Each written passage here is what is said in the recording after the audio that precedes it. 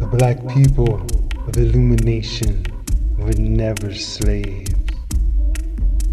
My brother did the research, and no one from Illumination was ever bought nor sold. Monticello, Thomas Jefferson's Neverland, was approximately 21 miles away. They had slave records. We didn't. I grew up in a distinct culture, free from the submissive fear and self-hatred still plaguing the black psyche. I grew up enjoying the sweetness, love, and unity of a very close-knit extended family. My mother, my father, my grandfather, my grandmother, brothers and sisters, cousins, we all were one big team within a team called Illumination. Like all indigenous cultures, memory was the library, Census Bureau, and Department of Vital Records.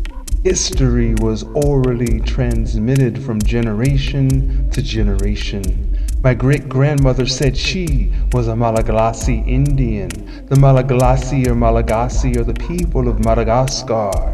Madagascar is an island on the southeastern coast of Africa, resting on the Indian Ocean. The Malagasy are a mixture of black Africans, Indians from the subcontinent of India, Chinese, and Polynesian. Thanks to the transatlantic slave trade, we can add Portuguese, French, Dutch, and English blood to the mix. The folklore goes like this. A whole village was taken from Madagascar by slave pirates. This village was led by a mystic shaman named Ugoma. That may not be his real name, but I know he is real because I am real. The richness of my life is a direct result of his wealth, his inheritance. So when the barbaric slave traders came to the village, which we'll call the village of Noor, Ugoma negotiated with the barbarians himself. This culture lived in the subconscious, so Ugoma had already seen in night visions the horrible intentions these people had for his village, the village of Noor. He saw through their lies and promises of wealth in some westward far away land. This was a very sophisticated people, and the slave trade was foreign to Madagascar before this time. So at the first meeting, Ugoma willingly agreed for his people to be taken to this new land. They had their purpose, he had his. Ugoma put the minds of the traders in his hands from day one. Simultaneously, he put his village into a waking trance to prepare them for the arduous journey beyond.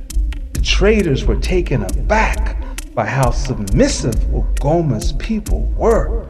They didn't fight, they didn't resist, they didn't stink.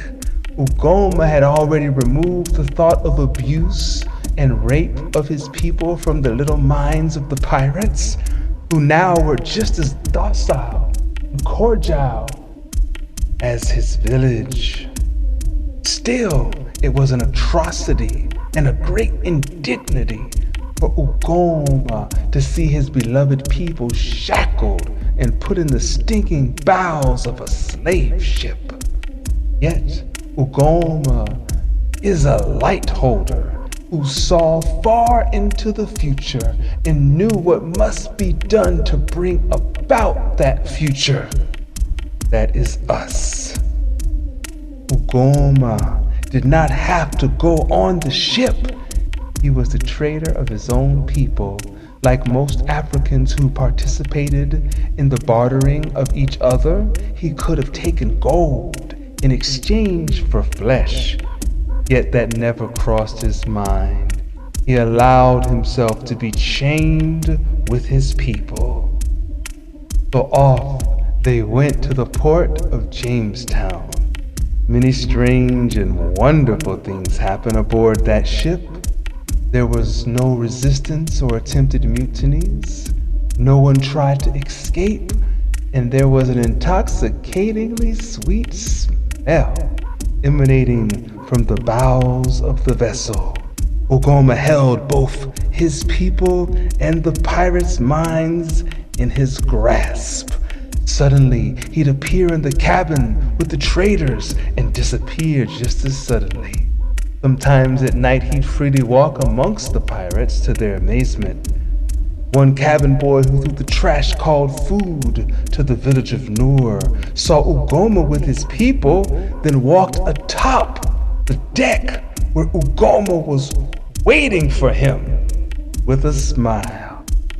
That cabin boy and the other pirates were the ones who went crazy on this ship.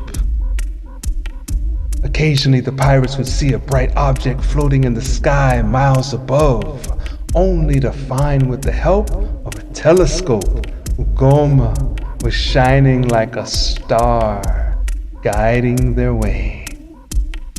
When the ship finally arrived at the port of Jamestown, the barbarians swiftly disembarked, leaving Ugoma and the village of Noor aboard while they went to get some rest and respite from this most unusual journey. Early the next morning, the pirates came back to retrieve the Africans and begin the distribution of the strangest fruit. Yet everything was gone. Their horses, their clothes, their gold, all the provisions, gone too were Ugoma and the village of Noor. The booty had taken some booty for itself. They escaped 150 miles to the majestic Blue Ridge Mountains. There, Ugoma and the village of Noor met and mixed with the Blackfoot Indians who populated those mountains. That marriage produced the people who founded Illumination, Virginia, a people who escaped chattel slavery. They are my ancestors.